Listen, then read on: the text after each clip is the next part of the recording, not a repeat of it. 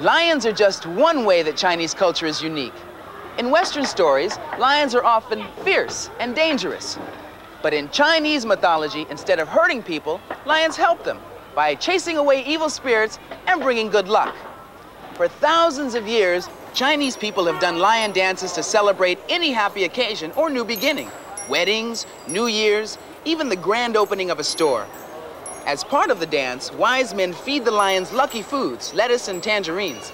In return, the lions bring good fortune. Brian Tom, the one putting on the lion's head, started learning the lion's dance when he was only 6. It takes years and years to learn the dance, and only the very best dancers are given the special honor of dancing inside the lion's head. This evening, after all their practice and hard work, the musicians and dancers will make these lions come to life.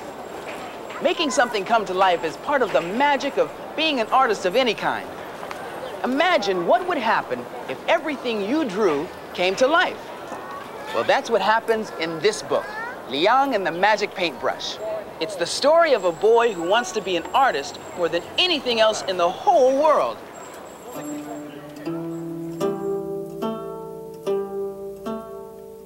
See you, Mosercha.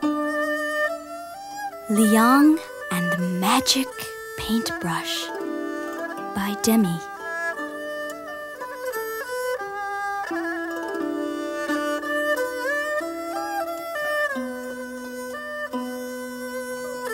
Long ago, in China, a boy named Liang earned money gathering firewood and cutting reeds. His one wish was to paint, but he could not afford to buy a brush. One day, he passed an art school and went in. "I want so much to paint," he said. "Please, will you teach me?" "What?" the teacher glared at him. "A beggar wants to paint?" He drove Liang away. But Liang could not keep his fingers still. When he went to gather firewood, he drew birds in the sand with a twig.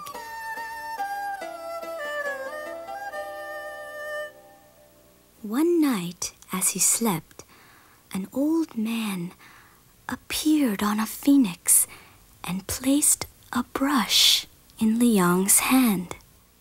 "It is a magic paintbrush. Use it carefully," the old man said, and flew away.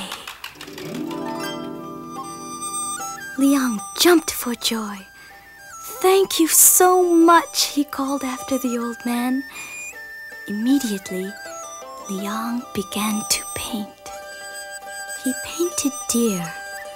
As he finished, he saw that the deer came to life. It really was a magic paintbrush. "I will paint things for my poor friends," he thought, and he painted toy birds, horses, lanterns, and balls for the children. Then he went to the marketplace and set up a table among the other merchants, and he made pictures of birds to sell. To make sure the birds did not come to life, he left something out. One day, a man asked for a picture of a crane. Liang gave it only one eye, but by accident, one drop of ink fell where the second eye should have been, and the crane flew away. Now everyone knew about Liang's magic brush, including the greedy emperor. He went out with all his soldiers to take the brush away from Liang. But Liang refused to give it up.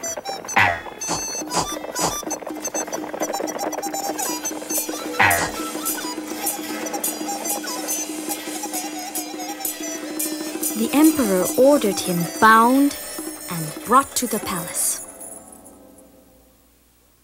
There, the emperor ordered Liang to paint a dragon. But Liang painted a toad instead. Furious, the emperor seized the brush and ordered Liang imprisoned.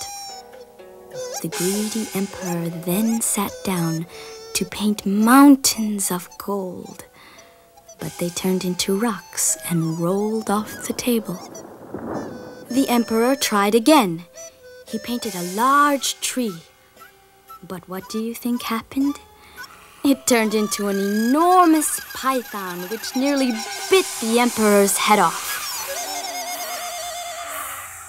Liang knew the brush would lose its magic in the emperor's hands.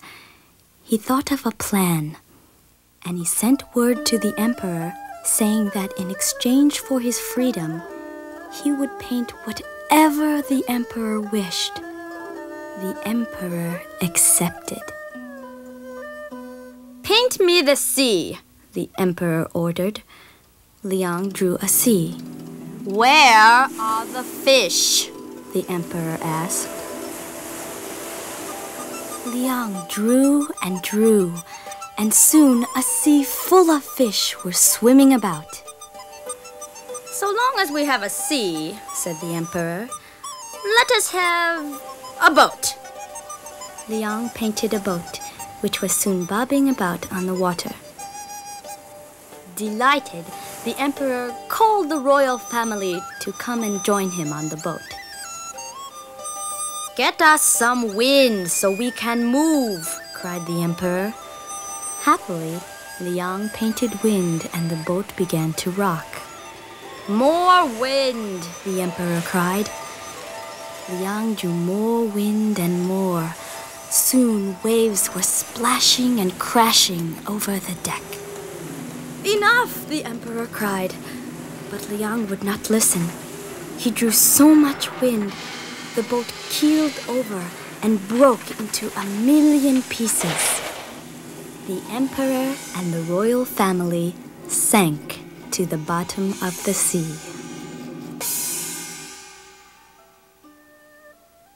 The story of Liang and his magic paintbrush spread far and wide. But what became of Liang? Nobody knows. Some say that he went back to his own village. Others say that he roamed the earth, painting for the poor, wherever he went.